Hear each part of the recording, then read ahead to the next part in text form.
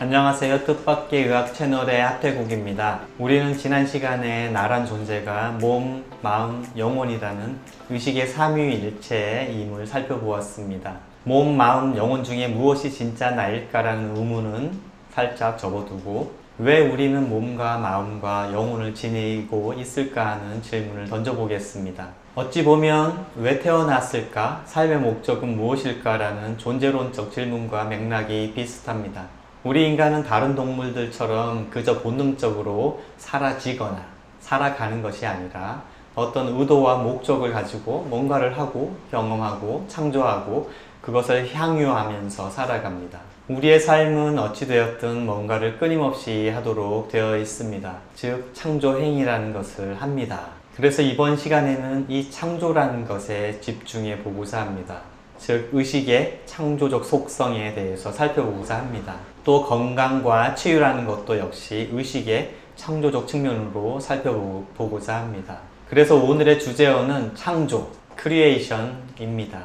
그리고 그 주변의 핵심어들에는 생각, 상상, 선택, 믿음, 수용 이런 것들이 있습니다. 이렇게 파편적으로 펼쳐져 있는 우리 의식의 측면들이 어떻게 유기적으로 창조로 연결되는지 그리고 어떻게 건강과 치유를 창조해내는지 진지하게 탐구해 보겠습니다.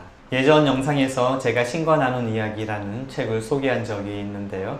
오늘도 이 책의 이야기를 빌려보고자 합니다. 신은 인간이 어떻게 신처럼 창조를 할 수 있는지 다음과 같이 의식적 창조의 과정을 설명해 주고 있습니다. 여기서 몸, 마음, 영혼이라는 인간 의식의 3요소가 어떻게 작용하는지 잘 살펴보시면 좋겠습니다. 의식적 창조의 과정 첫째, 신은 인간을 신과 닮은 꼴로 창조했습니다. 그렇죠. 성경에도 나와 있듯이요. 기독교 신자가 아니더라도 일단 이 정도는 수용할 수 있을 것입니다. 둘째, 신은 창조자입니다. 그러므로 신과 닮은 꼴로 창조된 인간도 창조자입니다. 이것은 믿음이나 신앙의 문제가 아니라 논리로 이해되는 부분이죠. 그 닮은 꼴이라는 게 신체의 형상이 아니라 창조의 능력이라는 것은 좀 더 깊은 이해가 필요하겠지만요. 다른 동물들에게 없는 인간만의 특별한 능력이 바로 창조력인데요. 신과 닮은 꼴이라는 것은 분명 외형이 아니라 창조성이라는 내적인 특성일 것입니다. 셋째, 인간은 삼위일체의 존재이죠. 저는 기독교 신자는 아니지만 성경에서 얘기를 빌면 성부와 성자와 성령의 삼위일체이기도 하면서 몸과 마음과 영혼의 삼위일체이면서 초의식, 표면의식, 잠재의식의 삼위일체이기도 합니다. 넷째, 그래서 창조는 이렇게 삼위일체의 세 차원에서 이루어지는데요. 이것이 이른바 생각과 말과 행동이라는 세 가지 차원으로 옮겨져 창조가 구현됩니다. 즉 다섯째, 모든 창조는 생각에서 시작되어 말로 옮겨진 후 행동으로 완성된다는 것입니다. 영혼의 아이디어와 영감이 마음에 전해져 마음의 작용인 생각으로서 구상되고 계획되며 또 마음의 작용인 의지로서 말로 표현되면서 창조의 힘이 더욱 강력해지고 몸의 행동으로서 실천되고 이행됩니다. 그 결과 어떤 창조물이 만들어지거나 어떤 사건이나 경험을 하게 됩니다. 창조의 씨앗은 영혼이라는 비물질적인 의식의 차원에서 비롯하고요. 창조의 구상과 계획과 진행은 역시 마음이라는 비물질적인 의식의 차원에서 이루어지고요.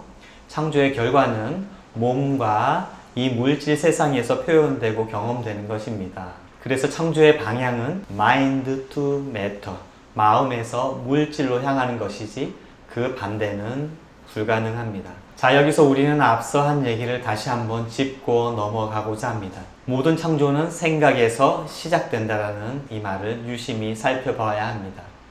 오늘의 주제어 창조와 오늘의 핵심어 중에 핵심인 생각이 이 문장에 들어 있습니다. 모든 창조는 생각에서 시작된다 라는 말은 생각이 창조의 도구이자 수단이라는 말입니다. 창조는 생각에서 비롯된다는 이 말의 의미가 완전히 다가오실까요? 네, 그럴 수도 있죠. 어떤 멋진 작품을 만들거나 어떤 사업에 성공하려면 애초에 그런 멋진 생각이나 상상에서부터 시작하는 거잖아요. 그런데 말이죠. 어떤 특별한 생각이나 멋진 꿈만이 창조되고 현실화되는 것이 아니라는 것입니다.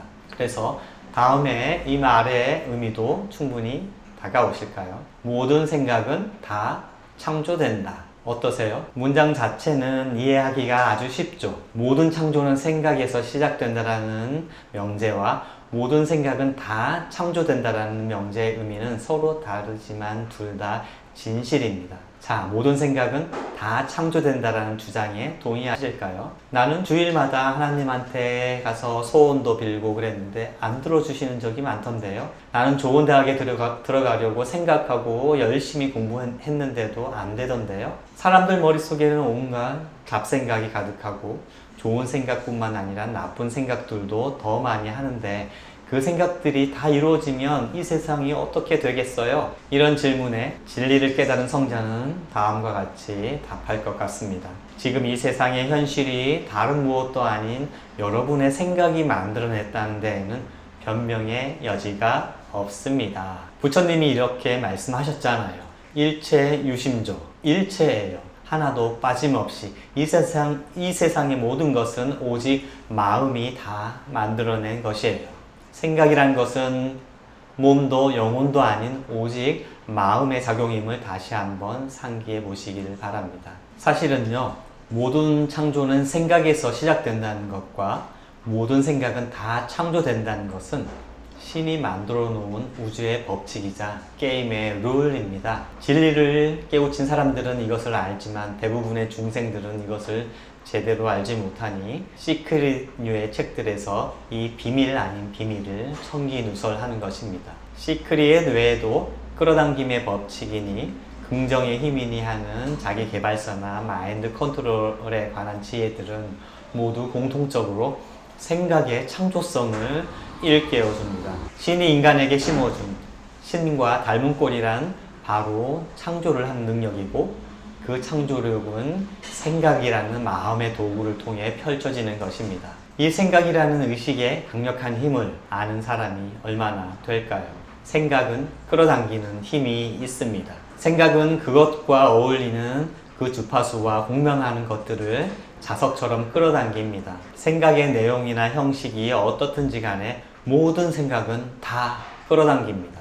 꿈이든 소망이든 상상이든 공상, 망상, 몽상 상관없이 다 끌어당깁니다. 좋은 생각이든 나쁜 생각이든 차별 없이 다 끌어당깁니다. 긍정적인 생각이든 부정적인 생각이든 다 끌어당깁니다. 입 밖에 내지 않고 마음속에 숨겨놓은 생각이라도 다 끌어당깁니다. 다만 말로 표현된 생각은 끌어당기는 힘이 더 강해지겠지요. 조금은 유치하게 들렸을 수도 있겠지만 제가 지금 하는 얘기는 우주의 법칙이자 삶의 진실입니다.